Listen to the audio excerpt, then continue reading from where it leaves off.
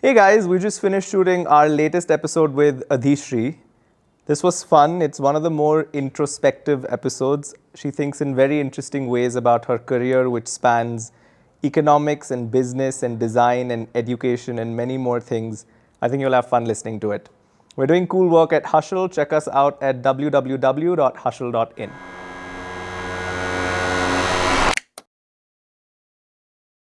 Hi Adhishree. Hi, Aditya. What's up, bro? Good, good. It's good to be back in the city. I've been away for a month now. Yeah. So I did the usual complaining about how the weather doesn't match up to Bangalore's weather. So good to be back to a hot day, though. And you were in Pune? Yeah, I was home for a month. So that was nice. Pune was home for a while, man, for us. 3 years. Yeah. Oh, man, it's changed. It's changed. Yeah, we were there, 10 years? We were there 10 years ago. 10 years, 2009 to 2012. Yeah. Right now it's covered in a layer of dust because of metro work. But yeah, there are the nooks and crannies are still there. So it's good. Oh, cool. Speaking of 2009, you did undergrad in 2007? Yes, great segue. Yeah, it was around then. And you went to Simbi too. Yeah, she Yeah. went to Did you Digital. be in the house? Yeah, Simbi Trio. Simbi, Pune, you went to... Yes. You did econ. Tell us a little bit about... Actually, hang on. Before we jump into each part, will you just summarize your career for us? Just the big moves in like maybe a minute, and then we'll dive into each one. Sure. So very CV-ish like, did my undergrad in Pune, Symbiosis, majored in economics, but also was part of the first cohort of liberal arts. So that was a diploma offered then. Now it's a full degree. Post that, I chose to study business. So I went to the University of Edinburgh and did a master's in international business. Post that, in fact, it was, I think, one of the career fairs, and I bumped into Teach First, which was Teach for India's UK kind of equivalent. So thought that was interesting, looked up Teach for India, and I said, okay, why not give it a shot? This is which year? This was 2010, right? So applied and all of that, and was so sure that I was going to get in. And not many people know this, but I was on the waiting list. But it was like literally a 10-minute waiting list because I got an email saying you're on the waiting list, and I'm like, of course, and we'll get into why that of course happened. But then in 10 minutes, I got like a confirmation. Wow. So I was like, So okay. we have all three options. We have a straight acceptance. Yeah. We have a wait list and we have a rejection. Yeah, that's true. Yeah, we are the life cycle right here.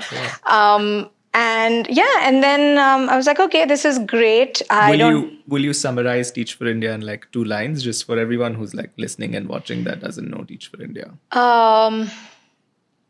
I think it was exhaustingly life-changing. Okay. Because I think both those words featured in equal parts in those 2 years. I would summarize it like that, the fellowship. And it's a 2-year teaching fellowship. It's a 2-year teaching fellowship. You're placed in a government or an aided or a low-income private school. And, you're just thrown in. You tend to be the class teacher if you're teaching a lower grade, and I taught grade 2. I had 61 students. Wow. We didn't have desks and chairs, which was actually, it made sense because then we all had space. I was just teaching them everything, including Marathi.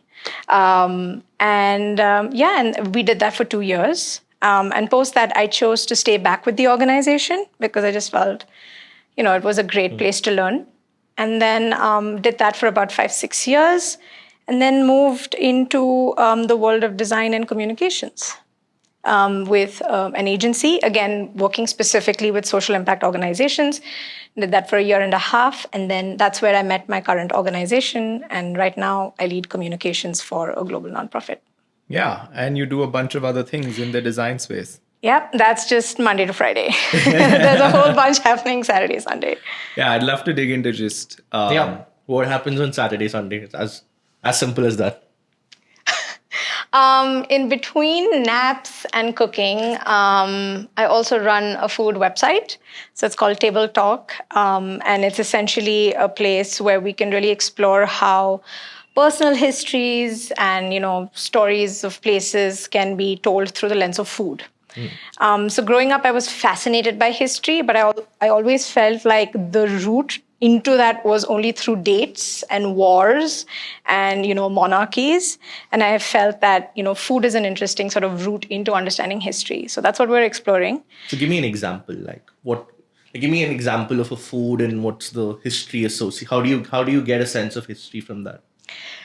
So one of the sections is kind of playing with the idea that everybody can tell a story, and specifically based on their personal history. So we spoke to folks who were from Bombay, and in any other conversation it would be, you're from Bombay, great, let's move on. But they came from the Bene Israeli community.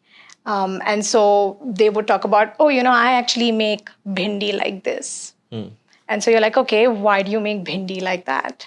And then, you'd get into it, and then you realize of, how bhindi came to India. Why was it cooked in a certain way? Why do they put like coriander on top of it? Because that's such a Maharashtrian thing to do. But that's how, So how bhindi is prepared gives you a sense of... Exactly. And then slowly, the minute you start, you have that one conversation, and then you kind of look back at all the conversations you've had, and you look at your plate of food. And you realize that there's so much to learn about just, first of all, India, but also just how people kind of shaped their lives and, identities around it. So that's one way that we're exploring food and storytelling. We're also exploring the art of recipe telling. So that was something that we did last. The last kind of segment was around that. It's an underrated form of storytelling. South Asians don't have like 500 grams of this and 250 grams of that. I mean, of course they do, but at it's a potluck, yeah. I mean, if you ask your mom, how do you make that? Yeah. She's going to be like, take a couple of onions, yeah, add a little bit of salt, and then if you're in the mood, do this. Yeah. So we played around with that idea because there's a charm to that as well. Not everything needs to be prescriptive. And through that, we kind of unpacked like relationships, inheritance, who gets to inherit what, from whom, who holds the responsibility of inheritance and stuff like that. Right. So that's a lot for a Saturday and Sunday. Cool. Adhishree, so sounds like you've had 3 distinct phases in your career. I think the first one's like econ and business. I don't know if you'd put that together. So let me know if you'd do that together. Then you have sort of social impact and education. And I know you're still in education and looking at sort of communication. But I think there's almost this third phase that sort of starts to go into like design and more of communication. Just walk us through maybe the transitions. Would you say those are 3 distinct phases in your career? And why the switch? And, we're called switch. So I'm very curious to sort of figure out, do you consider them distinct phases, how you switched from one to the other?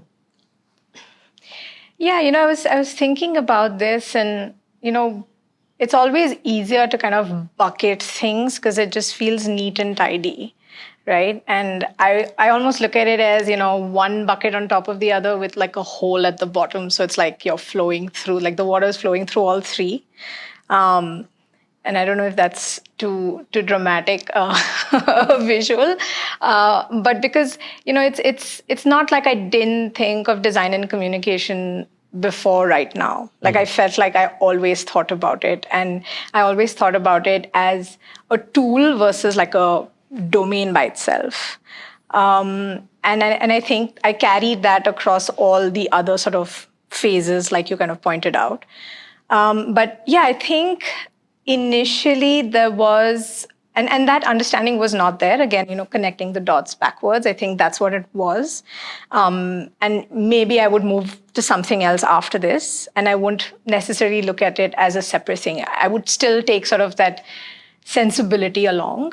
So it's like more of a sensibility that cuts through all of these pieces. But yeah, I think initially with economics, it was just the usual I'm done with science. So many of your life decisions earlier is like based on what you can't do, Yeah. right? Like it's not just... Masscom, I think, was that for me too. Yeah, it's like I just couldn't do it. Like I just didn't see myself being good at it. Like so that was important to me. Like I had to do something that I could be really good at. And I felt like that's not happening.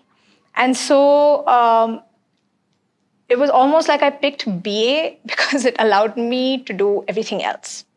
So it was a great canvas, which meant both from time and content perspective. So, I actually, symbiosis. So I actually went to college probably 3 hours a day.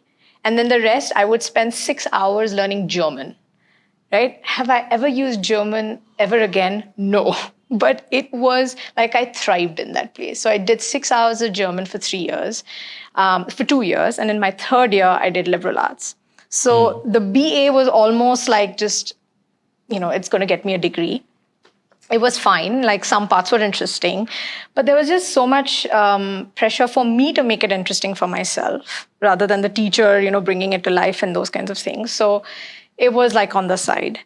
I loved German. I loved, liberal arts allowed me to just, do all of the questioning that you need to do during those years. So it was great. And then business school was a means to just sort of get out. So it was a very interesting course around emerging markets. So we were actually 64 of us from 62 nationalities. Ooh. So it was super, super diverse. And my dad and I joke around. He's like, where did that degree come to use? And I'm like, I made great friends. And, it seems like a really expensive endeavor to make great friends. But, they've just shown up in life after that. Like, with Table Talk, I have 4 of their stories. A lot of the stuff that I do today, like communications, 2, 3 of them are in that space. So we chat all the time. And so I think that was a really interesting experience that kind of opened up a whole bunch of ways of thinking about education and learning. And so I think those couple of years, like while they kind of seem one phase, they were like million phases within it. So I think that was phase 1.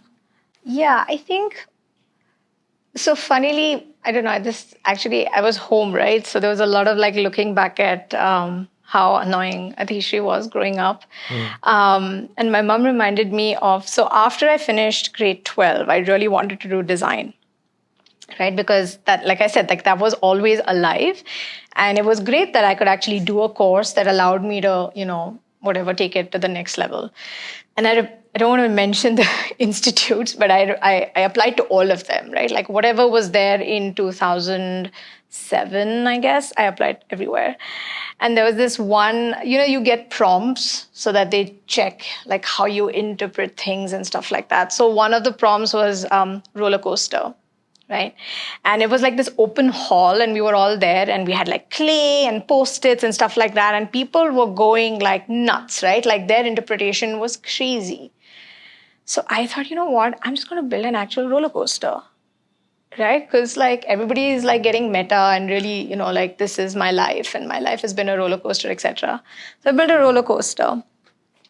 Came out very pleased with myself, like nailed it, right? And obviously didn't get through. And I think of that moment as just this moment that kind of defined this, thing in me that said that somebody said you're not ready for something or you're not good enough for something. And so that's it. You've got to move on.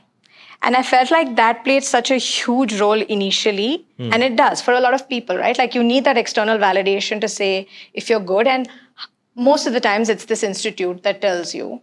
And so much of it is because it's like a standardized process that you just have to follow through with.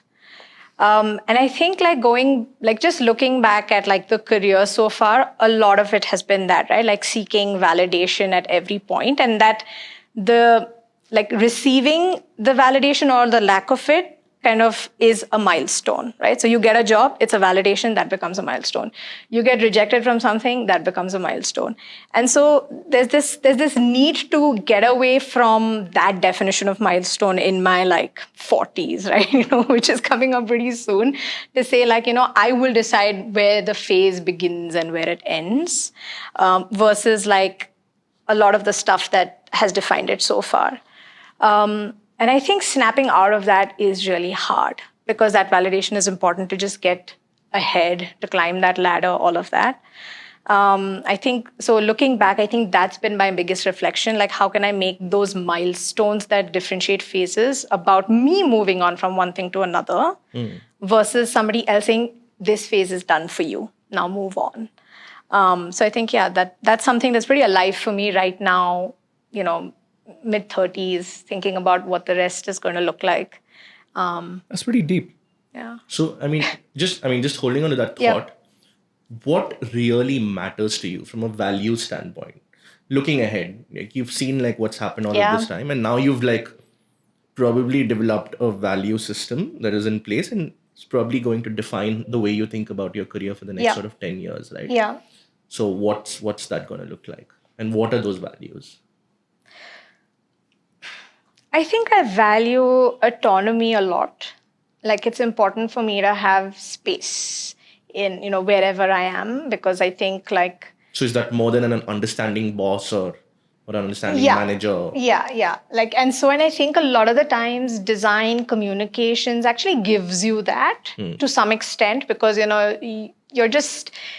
I think because you can't define that function as much. So you like by default get that space. The minute it gets super defined, then it gets tricky.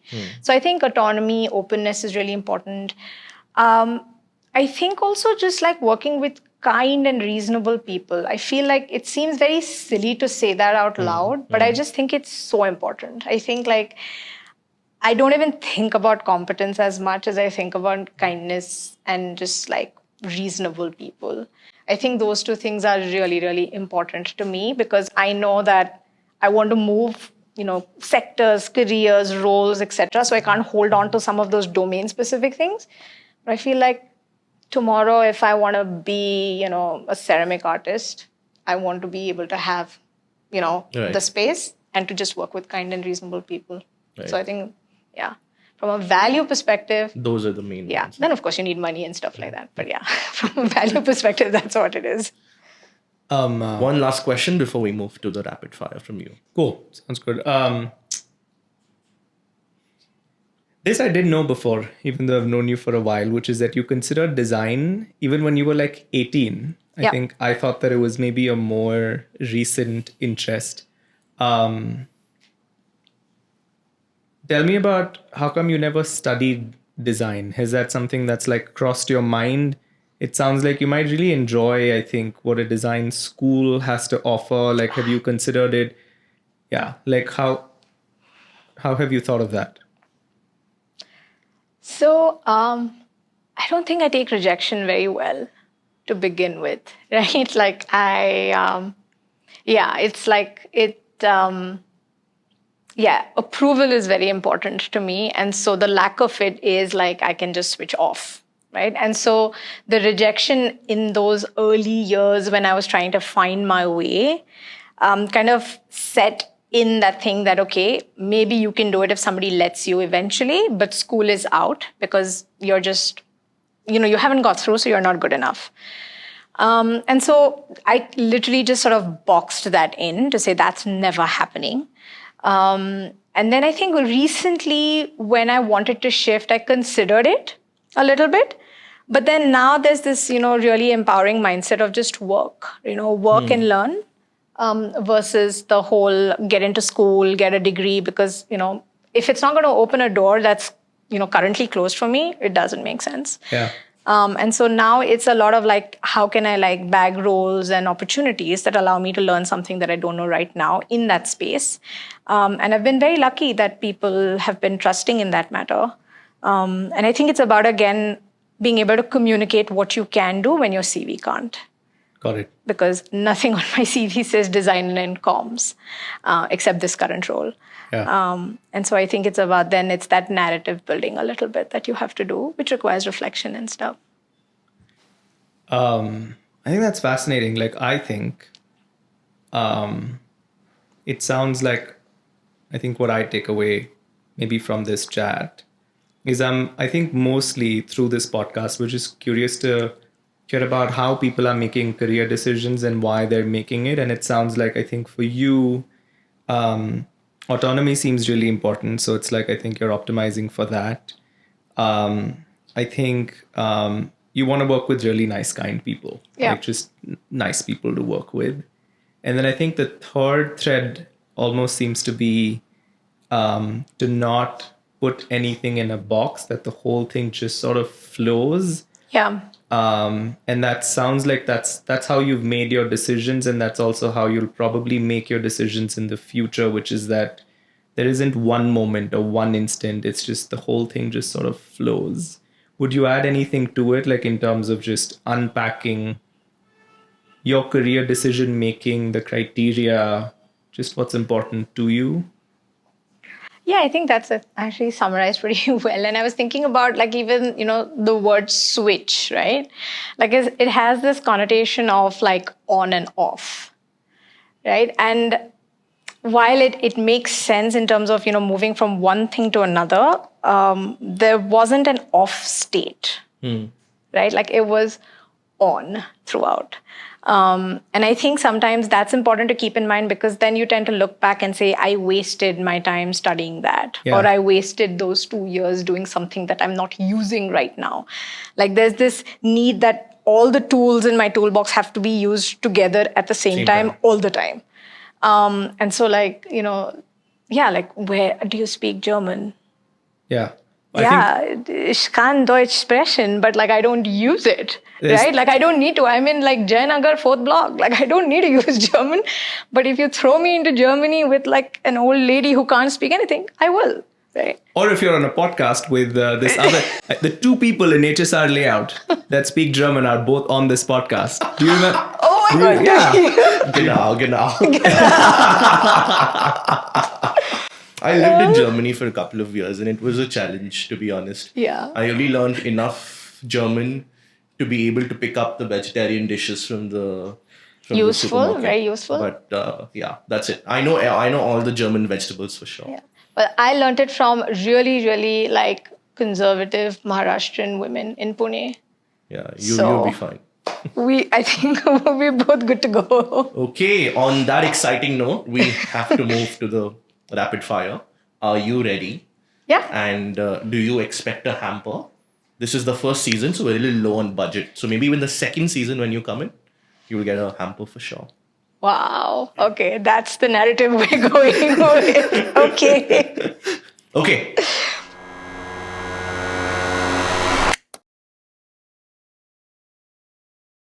All right, we're back for the rapid fire. Yes. I'll do the first question. Yeah, we have 6 questions. Go for it. Okay. Cool. Okay, first question.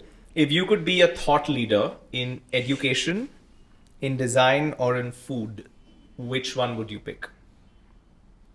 Design. Over food? Yeah. Okay, so but then the second question is the food one.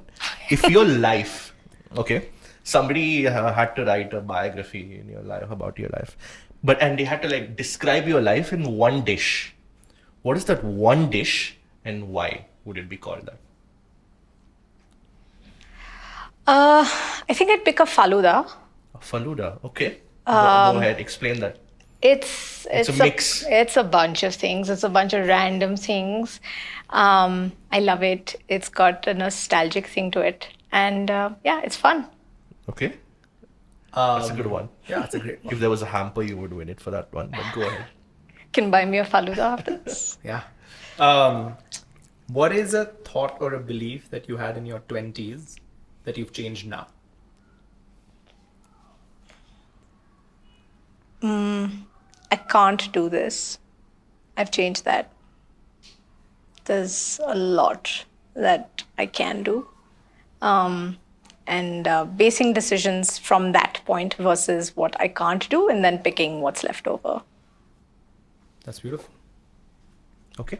Since you've had a bunch of jobs in the social sector, one skill that you really need to thrive or / survive in the sector? Oh man, you need so many. Okay, pick 2, 3, whatever comes to your mind.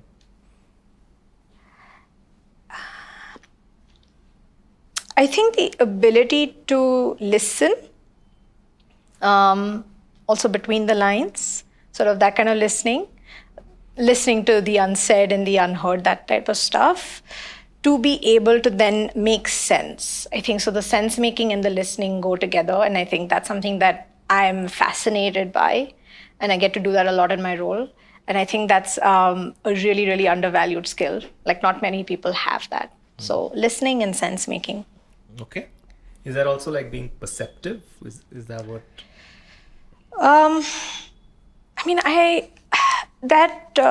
I'd be hesitant to say that because that kind of, in my head, at least the way I understand that word is you're kind of projecting what you think onto that kind of situation. And so therefore, like the sense making has to be deeply rooted in listening. So, you're not talking over people's stories or people's thoughts all the time. So yeah, I think it's that, but maybe being perceptive means the same thing. But to me, it has this connotation of projecting what you already think is supposed to happen onto a current situation or a way to move forward. Cool. Do you want to do the next one? Because I'll do the... Okay, the last question for me. Okay. You have $1 million. You could build anything you want to build. Anything, any sector, any industry. What would you build?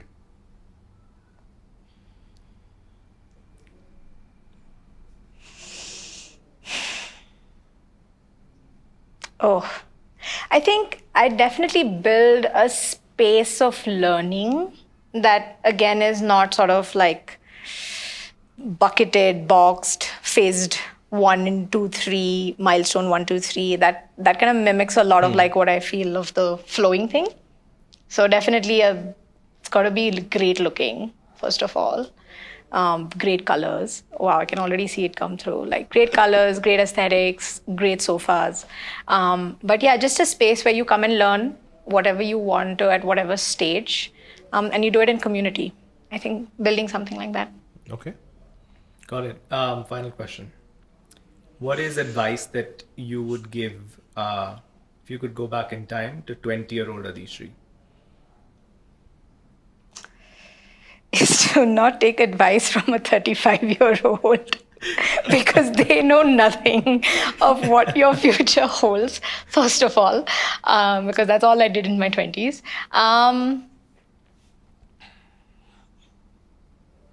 Yeah, I think, one is, I think, to not take oneself so seriously. I think that kind of covers everything else. That's like a nice umbrella advice to give somebody. Just, don't take yourself too seriously. Value yourself and take care of yourself. But yeah, know that things change and you should allow yourself to just grow and evolve. Cool. That's powerful. Do you have final thoughts or comments or questions for us? Oh, I was looking at you to ask me a question. No. That's all from us. Yay. No, this was really good. And I think you should do this exercise with a lot of people, not just thinking about like their past selves, but also like Sort of moving. future-looking. Yeah, like because you tend to be like, okay, you're now in your mid-30s, so this is it. But there's just so much scope to move things. So maybe there's something there as well. Yeah. Yeah, but Maybe this is season fun. 2. Cool. Season 2. All right. Thank you. Keep Thank an you. eye out for season 2, guys. Thank you, Adhishree, for joining Switch. Thanks, Nandan and Aditya. This was fun. Aditya's tagline that he came up was, I keep forgetting it, crazy careers. Crazy. You're on the podcast. You have to know this, but Yeah. it's just crazy career moves. Crazy career moves. Oh. But there's some crazy. Yeah. Crazy career moves by crazy people in A crazy podcast. a crazy podcast or something like that. Yeah, I can help you with that. Yeah. Yeah, Got it. okay. Yeah. Yeah. Okay, thanks. All right. Thanks, guys. Thank you. Thank you.